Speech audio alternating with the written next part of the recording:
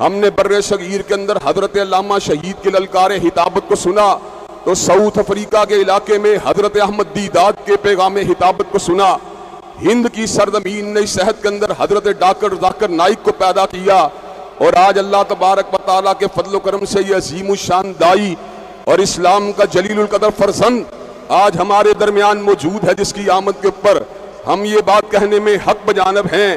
اے باد صبا کچھ تو نے سنا، مہمان جو آنے والے ہیں، کلیاں نہ بچھانا راہوں میں، ہم پلکیں بچھانے والے ہیں. کہ اس کے بعد دائی اسلام اور اس دور کے اندر بہت بڑے اسلام کے حبیب اور دائی اللہ کے فضل و کرم سے آپ کے سامنے اپنے ارشادات عالیہ کو رکھیں گے. حضرات گرامی کا ڈاکٹر صاحب MBBS ڈاکٹر ہیں، اگر انہوں نے اپنے اس پیشے کو اڈاپٹ کیا ہوتا تو ممبئی کے اندر بہت سے لوگ ان کے چاہنے والے ہوتے، لیکن اس ممبئی سے باہر کوئی ان سے پیار و محبت کرنے والا موجود نہ ہوتا. ڈاکٹر ذاکر نائک کی دعوت اللہ کے فضل و کرم سے حزبیت کی دعوت نہیں، پارٹی بازی کی دعوت نہیں، گروہ بندی کی دعوت نہیں. ڈاکٹر صاحب نے جب بھی بات کی ہے یا رب کے قرآن کی بات کی ہے یا کملی والے کی صحیح حدیث کی بات کی ہے، اور انشاءاللہ یہ وہ بات ہے جس کا اظہار وہ دیگر مذاہب کے معاملات میں بھی کرتے رہتے ہیں. تعالوا الی کلمۃ سواء بیننا و بینکم اللہ نعبد الا اللہ، کہ ہمارے درمیان نقطہ اشتراک جو مذاہب کو مجتمع کر سکتا ہے وہ اللہ کی توحید ہے، اور وہ نقطہ اشتراک جو مسالک کو مجتمع کر سکتا ہے وہ یا رب کا قرآن ہے یا کالی کملی والے کا فرمان ہے. ڈاکٹر صاحب آپ کا یہ چھوٹا بھائی اللہ کے فضل و کرم سے اس کے انجام کی پرواہ کیے بغیر اور مقدمات اور صعوبتوں کی پرواہ کیے بغیر میدان کے اندر اتر آتا ہے. آج ہم یہ بات سمجھتے ہیں کہ آپ کی آمد نے ایک فنڈامنٹلسٹ مسلمان کے اندر جو ٹریٹس ہونے چاہیے ان کو واضح کر دیا. آپ نے پردے پر سمجھوتا نہیں کیا، آپ نے عورت کی سربراہی کے حق میں فتویٰ نہیں دیا، آپ نے سیکولرزم کے حق کے اندر اپنا وزن نہیں ڈالا. ڈاکٹر ذاکر نائک صاحب نے اپنا وزن اگر ڈالا ہے تو قال اللہ و قال رسول کے حق میں ڈالا ہے. اور ہمیں اللہ کے فضل و کرم سے اپنے اس بڑے بھائی کے اوپر فخر ہے. میں اپنے بڑے بھائی اور امت کے جلیل القدر فرزند اور اس دور کے ایک عظیم دائی حضرت ڈاکٹر ذاکر نائک کی خدمت میں ملتمس ہوں کہ آپ اپنے ارشادات عالیہ کو اس وقت عوام کے سامنے رکھیں. آپ کے سامنے قرآن و سنہ موومنٹ کے نمائندہ عہدیداران یہاں پر موجود ہیں جو پورے ملک میں کسی سیکولر جماعت کی حمایت نہیں کرتے، بلکہ ان کا ایک ہی مقصد ہے، زمین کے پر قال اللہ و قال رسول کی آپ یاری ہونی چاہیے. وآخر دعوانا الحمدللہ رب العالمین. میں التماس کرتا ہوں جناب ڈاکٹر ذاکر نائک حفظہ اللہ سے کہ اپنے ارشادات عالیہ سے آپ کو الحمدللہ والصلاة والسلام علی رسول اللہ وعلی آلہ وصحبہ اجمعین. اما بعد، اعوذ باللہ من الشیطان الرجیم، بسم اللہ الرحمن الرحیم. واعتصموا بحبل اللہ جميعا ولا تفرقوا. رب اشرح لي صدری ویسر لی امری واحلل عقدۃ من لسانی یفقہوا قولی. میرے محترم مشائخ، میرے محترم بزرگوں اور میرے عزیز بھائیوں، السلام علیکم ورحمۃ اللہ وبرکاتہ. مجھے 2 ہفتوں سے بہت خوشی ہو رہی ہے جب سے میں پاکستان کی سرزمین پہ قدم رکھا ہوں، اور میں جب پاکستانیوں سے ملتا تھا پاکستان کے باہر اکثر، اور شیخ ابتسام الہی ظہیر صاحب سے بھی ملا جیسے انہوں نے کہا 2012 میں، اور کئی پاکستانیوں سے ملا، دبئی میں، سعودی میں، کویت میں، UK میں. الحمدللہ ان کی محبت مجھے کافی متاثر کی، اور میرے ذہن میں ایک تصور تھا کہ میں جب پاکستان آؤں گا تو مجھے محبت ملیں گی. لیکن جب میں یہاں آیا تو جو میرا تصور تھا وہ صحیح نہیں نکلا. مجھے جو تصور تھا اس سے 10 گنا زیادہ محبت ملی الحمدللہ.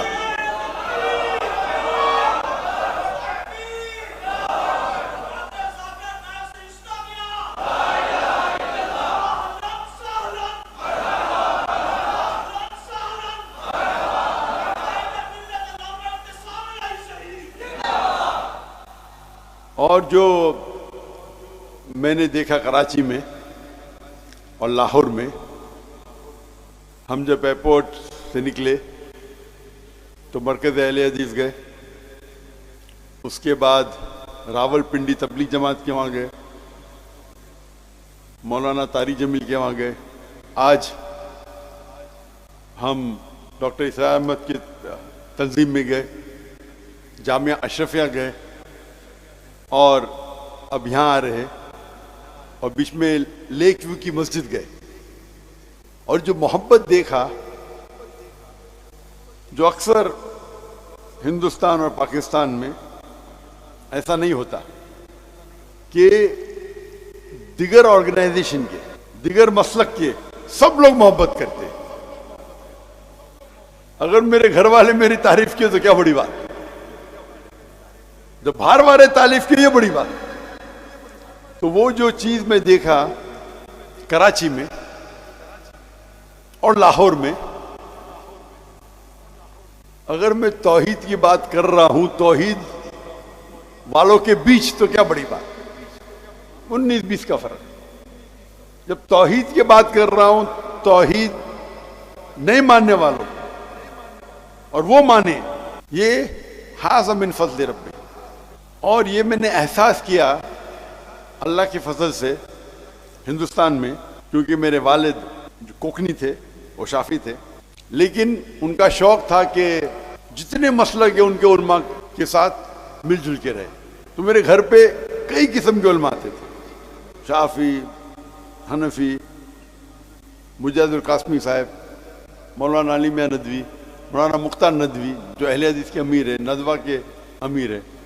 تو میرا اٹھنا بیٹھنا تھا، پہلے بچہ تھا، میں چھوٹا تھا تو کم مل حاصل کرتا تھا۔ پھر الحمدللہ پھر میں سعودی گیا، بڑے بڑے علماء سے ملاقات کی، شیخ عبدالعزیز فریفی، شیخ سعد ناصر شیطری، شیخ محمد صالح منجد، کئی علماء، شیخ سعود الشریم۔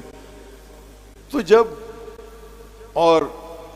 جب میں پڑھائی کی، ڈاکٹر جن نے جامع کامل لکھی جو ہندو تھے اور اللہ نے انہیں ہدایت دی، بعد میں وہ مدینہ یونیورسٹی کے دین بنے، ڈاکٹر ضیاء الرحمن اعظمی، وہ حدیث میں میرے سب سے پہلے استاد تھے۔ جب میں اونچے لوگ سے ملتا تھا میں سمجھتا تھا کہ وہ اصل میں دین کی دعوت دیتے تھے، اللہ کی طرف اور اللہ کے رسول کی طرف، اپنے طرف کبھی نہیں، نہ اپنے حزب کی طرف، نہ اپنے آرگنائزیشن کی طرف۔ اور یہ سب لوگ اتنے مشہور تھے، کون انہیں مشہور کرتا تھا؟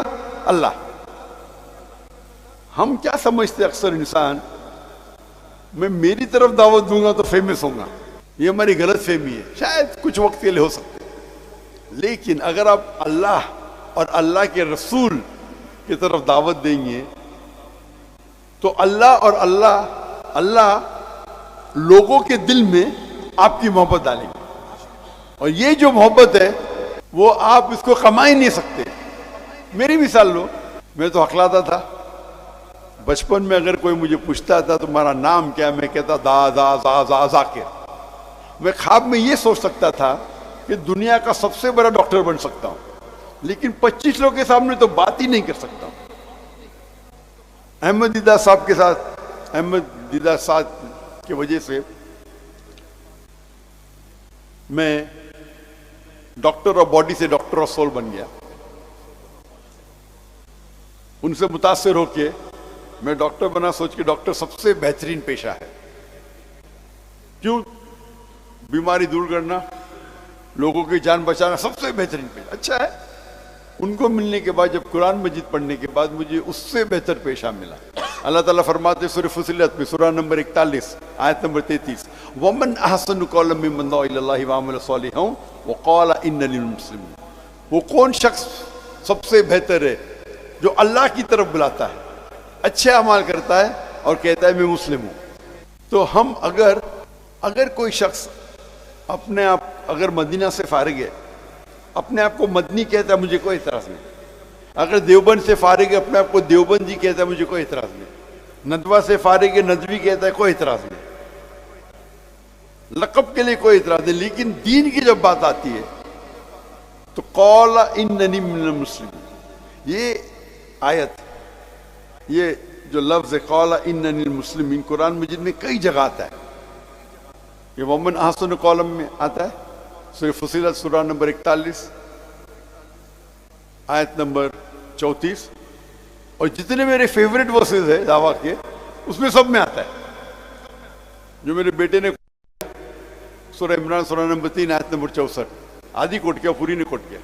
ومن کل اہل کتاب تعالوا الی کلمۃ سواء بین بینکم الا نعبد الا اللہ ولا نشرک به شیئا ولا يتخذ بعضنا بعضا اربابا من دون اللہ فان تولوا فقولوا اشهدوا بأننا مسلمون. تو اللہ تعالیٰ فرماتے ہم مسلم ہیں. آج ہم دیکھتے ہماری حالات, ہم مسلمان 25% ہے دنیا میں, 2 بلین سے زیادہ, 2 ارب سے زیادہ ہے. دنیا میں کبھی اتنی تعداد میں ہم تھے ہی نہیں, اتنا بڑا پرسنٹیج کبھی تھا ہی نہیں, لیکن ہم ساری دنیا میں پیٹے جا رہے. فٹ بال کی طرح لوگ ہمیں لات مارتے, ہماری کوئی قدر نہیں کرتا.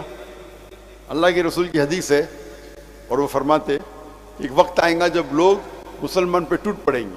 تو صحابہ پوچھتے کیا اس وقت ہم اقلیت میں ہوئیں گے, کیا ہم کم ہوئیں گے تعداد میں؟ اللہ کے رسول فرماتے نہیں, ہم تعداد میں بہت ہوئیں گے لیکن جھاگ کی طرح, لائک فروت. جب ہم تاریخ پڑھتے ہیں ہمیں پتہ لگتا ہے کہ 8ویں اور 9ویں صدی میں یورپین کہتے تھے اندھیرے کا دور, ڈارک ایجز. اندھیرا کس کے لیے تھا؟ ان کے لیے.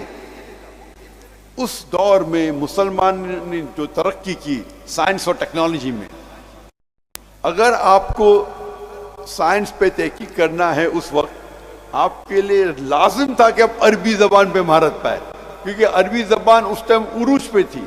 ہم مسلمان عروج پہ تھے. میتھمیٹکس میں کتنے ہم نے انوینشن کیے. ٹریگنومیٹری کے فادر کون ہے؟ مسلمان. کیمسٹری کے فادر کون؟ ویسٹرن ورلڈ کہتے ہیں گیبر. گیبر نے جابر ابن حیان.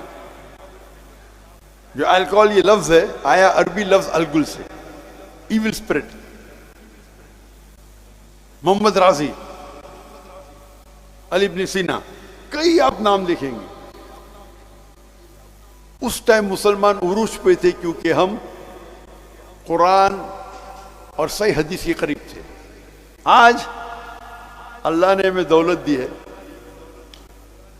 میرے نظریے سے سب سے امیر انسان دنیا میں اکثر مسلمان ہیں.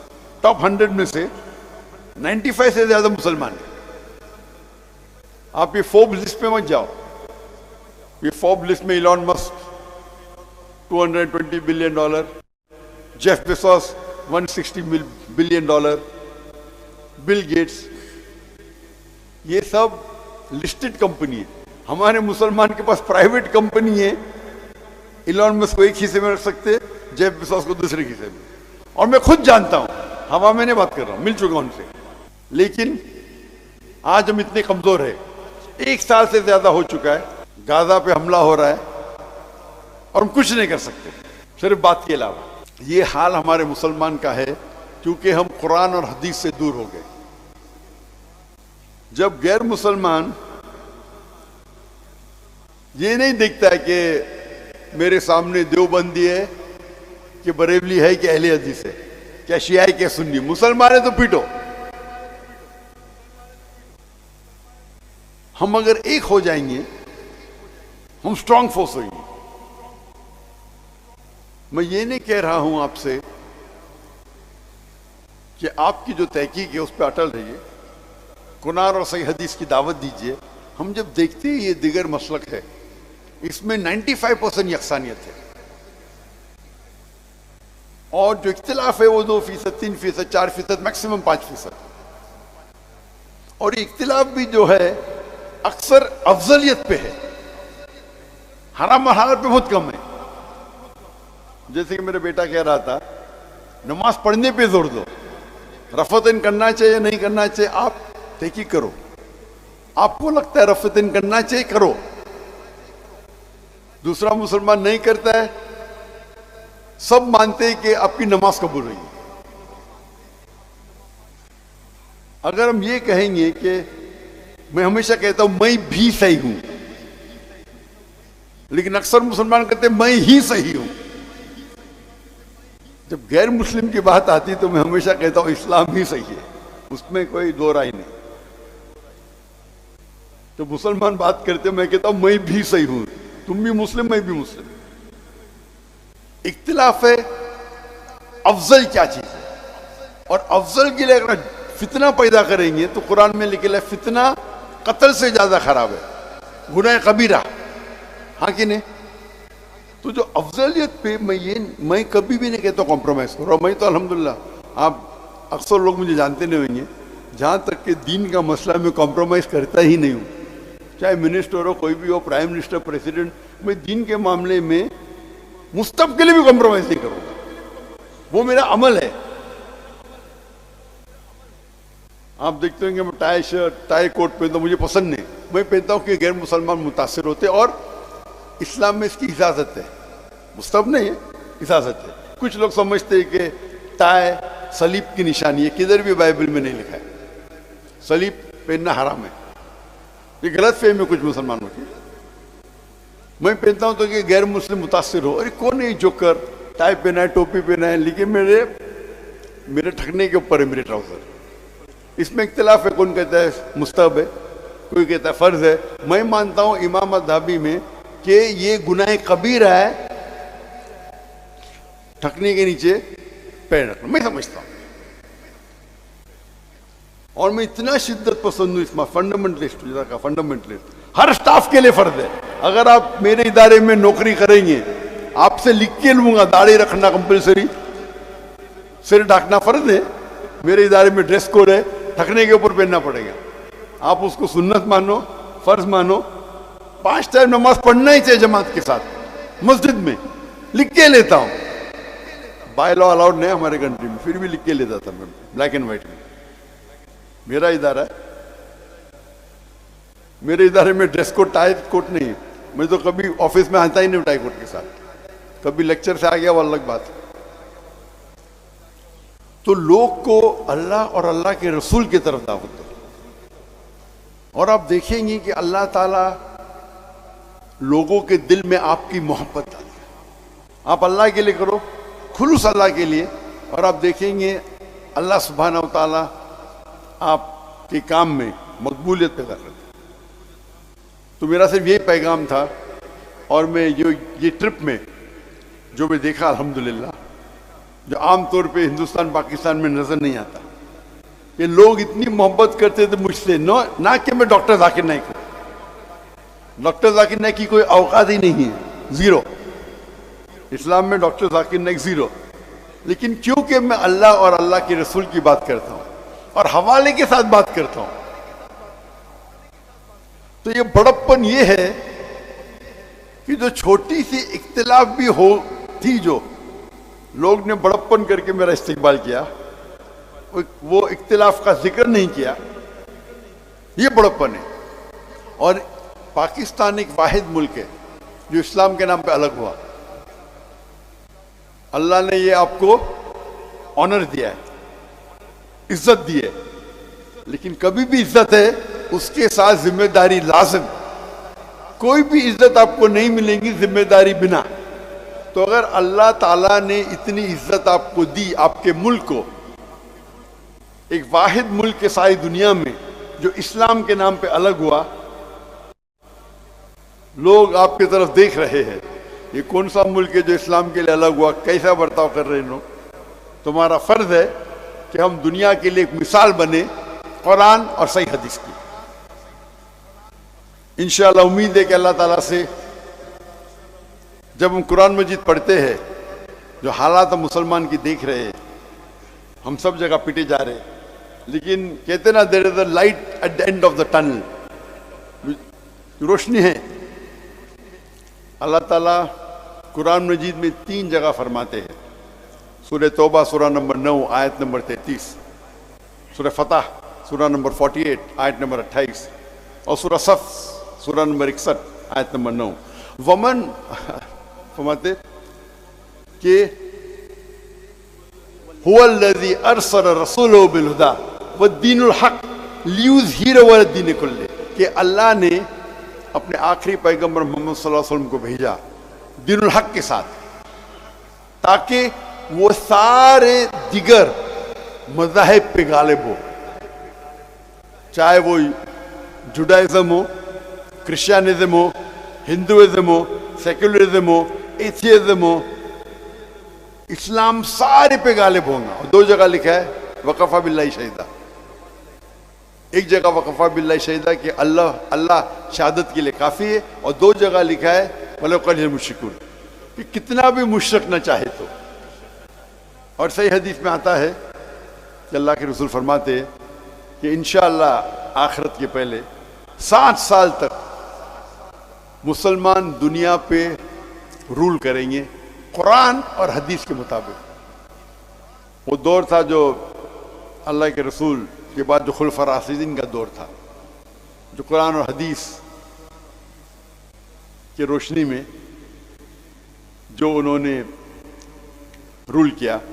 انشاءاللہ پتہ نہیں کب ہوگا، تاریخ نہیں لکھی ہے، 2 سال بعد، 10 سال بعد، 100 سال بعد، لیکن یہ حدیث میں ہے، ہم اسے مانتے ہیں، اللہ کا وعدہ ہے قرآن میں، اور اسی لیے ہم قرآن اور اللہ کے رسول کی طرف لوگ کو دعوت دیں، چاہے ہمیں فائدہ ہو یا نہ ہو، دنیا میں فائدہ ہو یا نہ ہو۔ اللہ تعالیٰ فرماتا ہے اگر دنیا کے لیے آپ جد و جہد کریں گے اللہ دنیا دے گا، لیکن آخرت نہیں، آخرت کے لیے جد و جہد کرو، آخرت بھی دے گا اور دنیا بھی دے گا۔